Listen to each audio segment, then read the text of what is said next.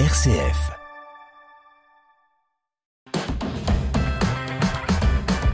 RCF. Vitamine C, Christopher Fausten. Bienvenue dans Vitamine C, le magazine des chrétiens qui se bougent. Aujourd'hui, la librairie catholique Le Chemin de Vie à Troyes dans l'Aube nous propose des recommandations de lecture à l'approche de Noël. Le Chemin de Vie est un lieu pastoral fondamental dans le diocèse de Troyes. Découverte aujourd'hui avec Jean-Marc Velu dans Vitamine C. La vie chrétienne dans les paroisses et les mouvements, c'est Vitamine C sur RCF.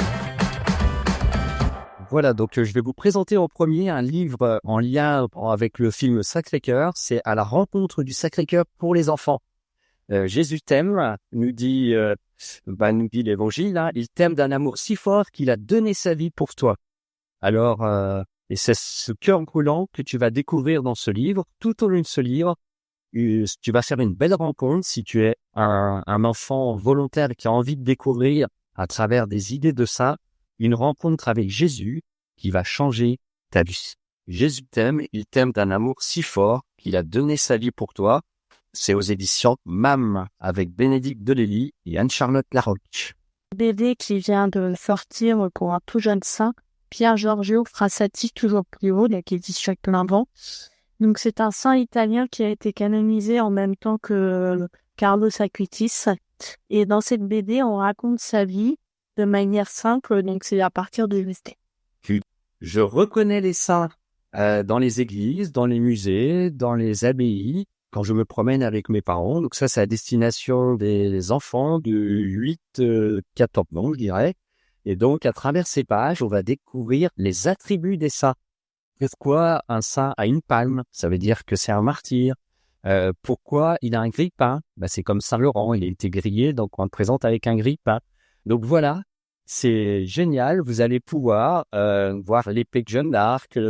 À travers un attribut, les enfants vont pouvoir se repérer. Et puis, ça va être comme une chasse au trésor. Quand vous allez dans les églises, dans les châteaux, et bien, les enfants vont pouvoir faire cette chasse au trésor et deviner le prénom du saint grâce à l'attribut. Un livre qui va vous faire sortir de chez vous pour découvrir des édifices d'architecture. Je vais me présenter Magnificat l'éveil. Donc, c'est un livre pour les enfants qui sont en âge d'éveil à la foi, donc à partir de 3 ans.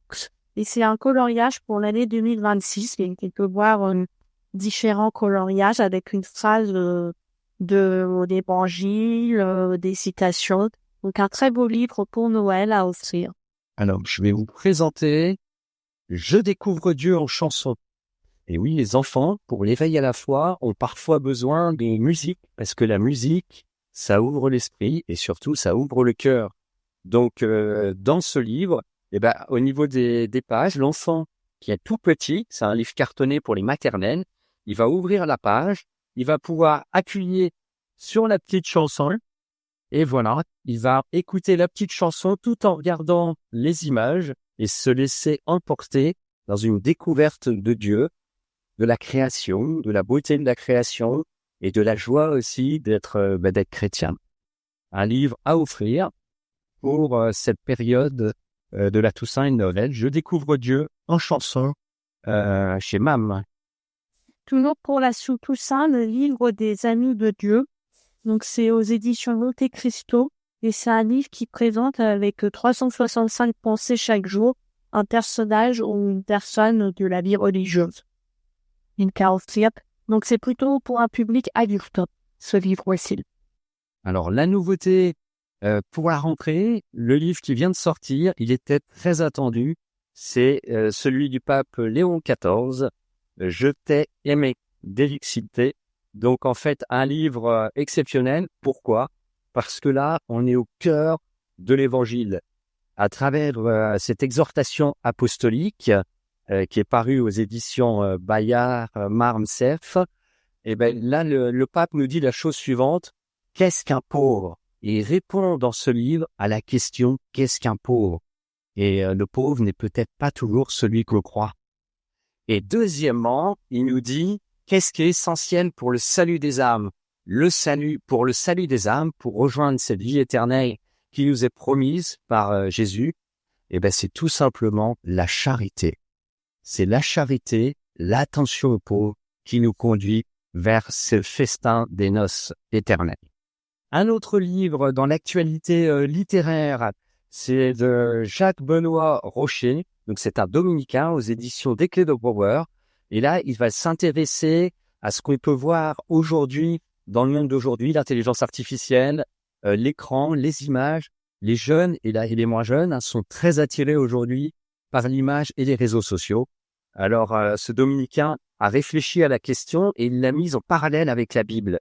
Face à des comportements devenus courants de consommation, j'ai envie d'acheter en ligne, je vais sur tel ou tel réseau, je recherche de l'information un peu partout. Et puis l'intelligence artificielle qui réfléchit à ma place, qu'est-ce que je dois en penser? Et la parole de Dieu, interprétée en Église, nous éclaire et nous aide à penser notre responsabilité morale et spirituelle dans ce cadre technologique qui est nouveau dans notre société.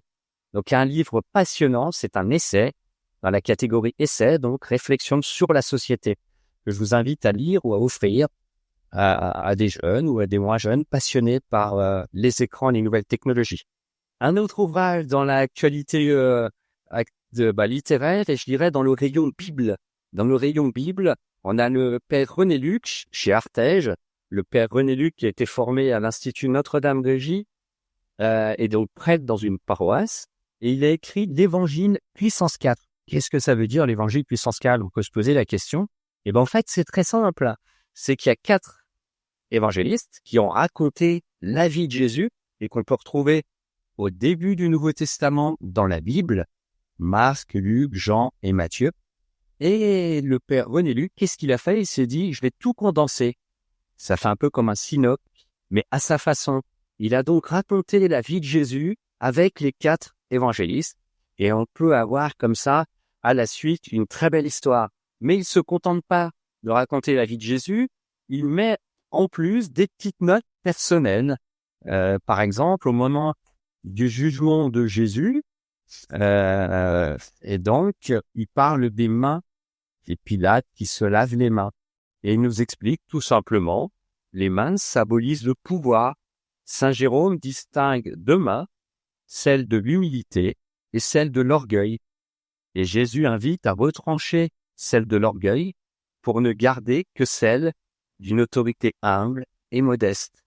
Donc un livre passionnant qui nous plonge au cœur de l'évangile, de la vie de Jésus, à travers 4 puissances. Donc il faut absolument le lire pour rebooster sa vie avec Jésus 4 fois plus. C'est parti maintenant avec Laurent Gay. Lui, il est chez Artelèche, c'est un témoignage.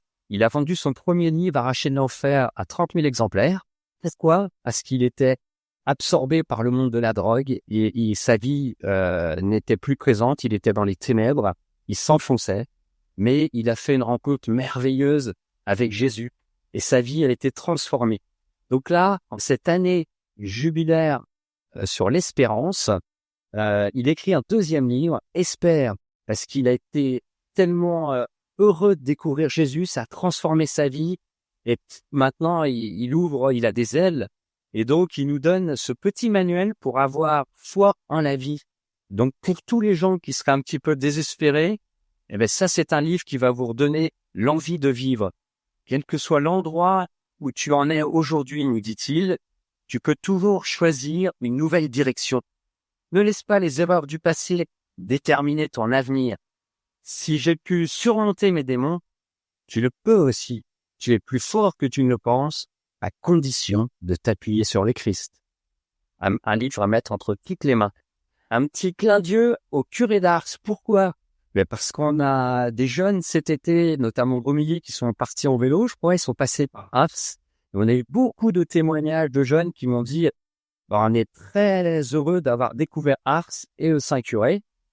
Alors, j'ai choisi Pensée du curé d'Ars, qui est un classique qui a été réimprimé chez Ephata en poche. Et je trouve que c'est une bonne façon aussi de repenser à sa vie à travers les pensées du Saint-Curé. 2 messages qu'il nous livre. Il avait demandé à un garçon sur la route où est le chemin d'Ars quand il est arrivé. Et il lui a dit, tu m'as indiqué le chemin d'Ars, moi je vais t'indiquer le chemin du ciel. le chemin du Christ. Et ça a changé la vie du petit garçon. Et c'est une invitation à travers ce livre à changer de vie. Et puis, bien sûr, il y a nos 3 oblats de Saint-François de Sales qui ont été ordonnés prêtres.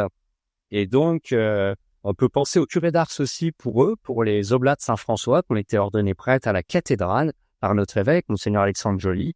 Et donc, le curé d'Ars, il disait toujours, il est là, mais qui?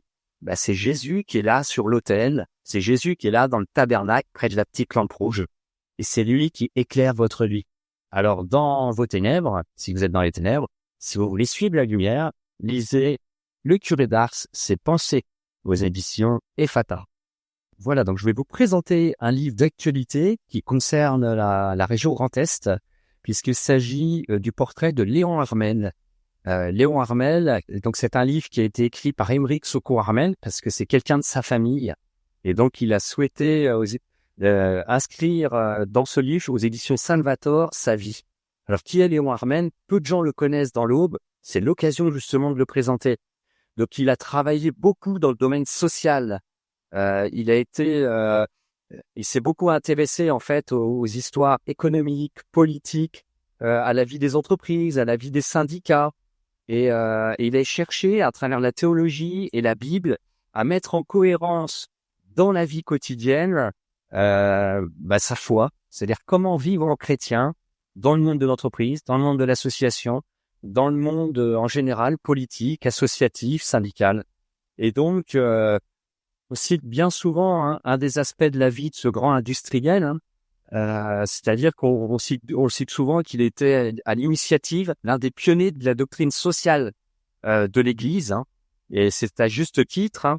Il est aussi l'initiateur des allocations familiales, et ça a été un modèle de patron social, c'est-à-dire qui aimait ses salariés, qui aimait ses clients, ses fournisseurs, et les cherchait à établir des relations justes et à travailler pour le bien commun.